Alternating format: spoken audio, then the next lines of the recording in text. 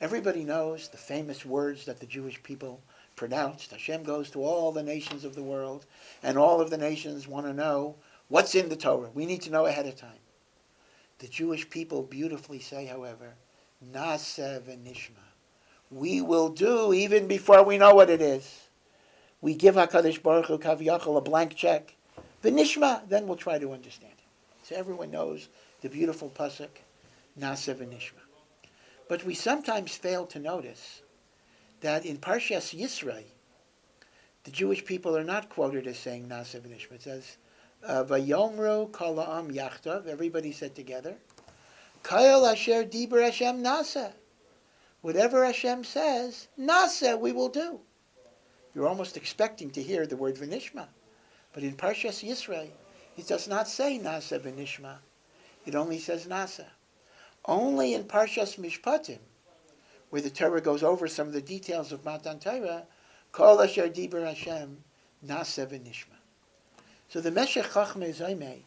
Why in one of those verses is it naseh, and the other verse is naseh v'nishma? So he says the following. All of us know that the Torah has 613 mitzvahs. 248 are mitzvahs aseh, thou shalt do. 365 are mitzvahs lo saseh, thou shalt not do.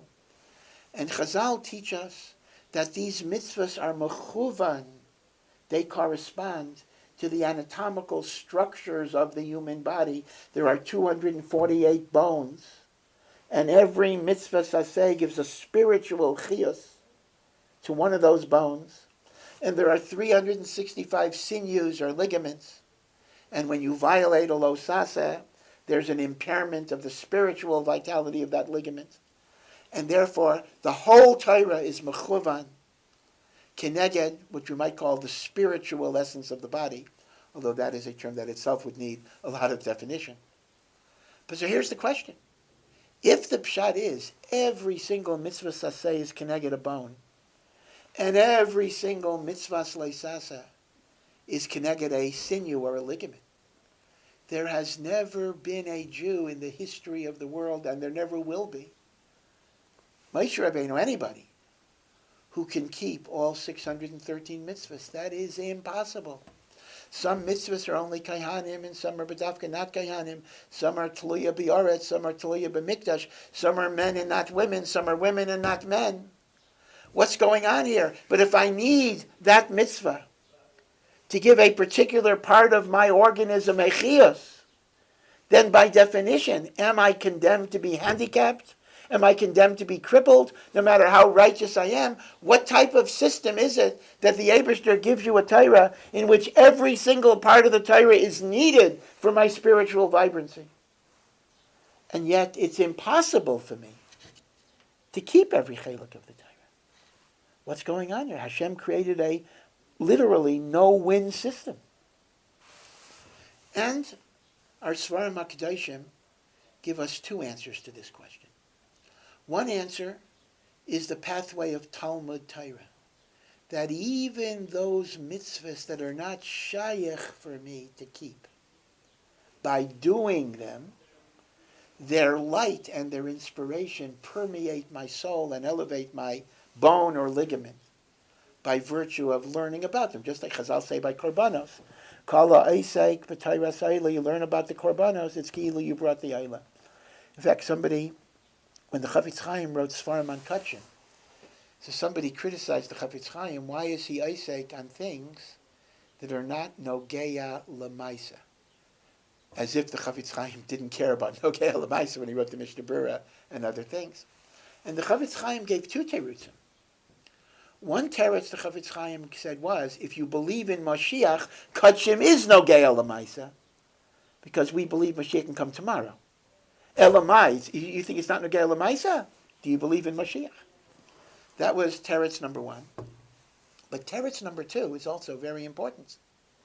He said, in some ways, there's a special imperative to learn those chalakim of Torah that we're not able to keep, because that is the only way that the light of those mitzvahs permeate into our soul.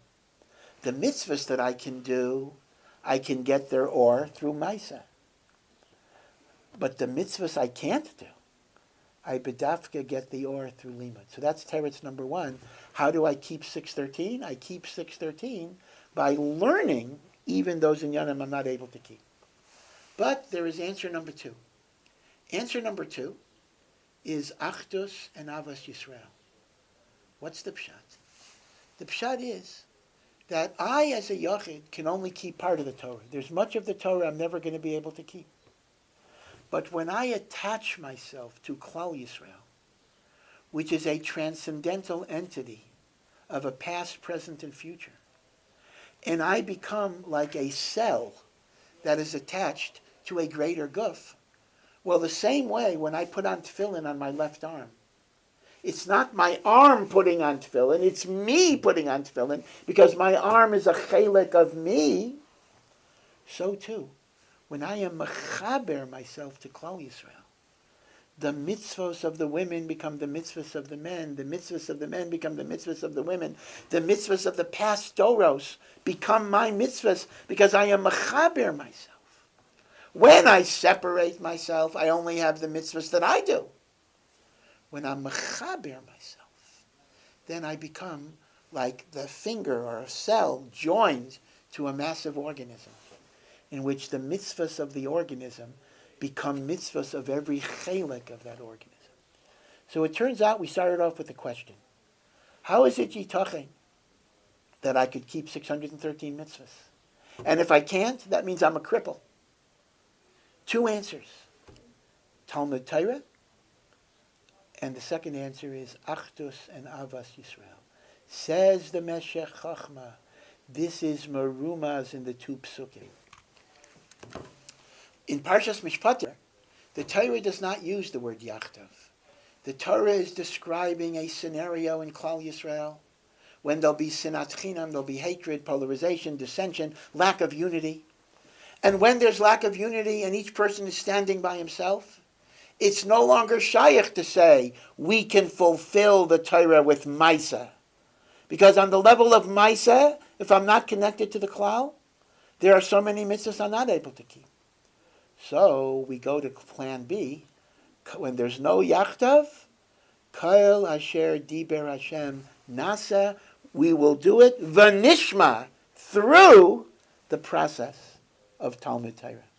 So Memela, the Meshech Chachma says quite beautifully that Parshas Yisrael is merames to a situation of Achdus and Avas Yisrael, where we can keep the Torah by action, and Parshas Mishpatim is merames how without the Achdus and Avas Yisrael we keep the mitzvahs by Torah. Now, B'Pashtus, this indicates these are two different roads: the road of Achdus and Maisa, and the road of lack of Achdus and learning. But in reality, what's important to know is these are two roads that ultimately converge and become one. Because Chazal teach us, Talmidei Chachamim marbim shalom ba'olam.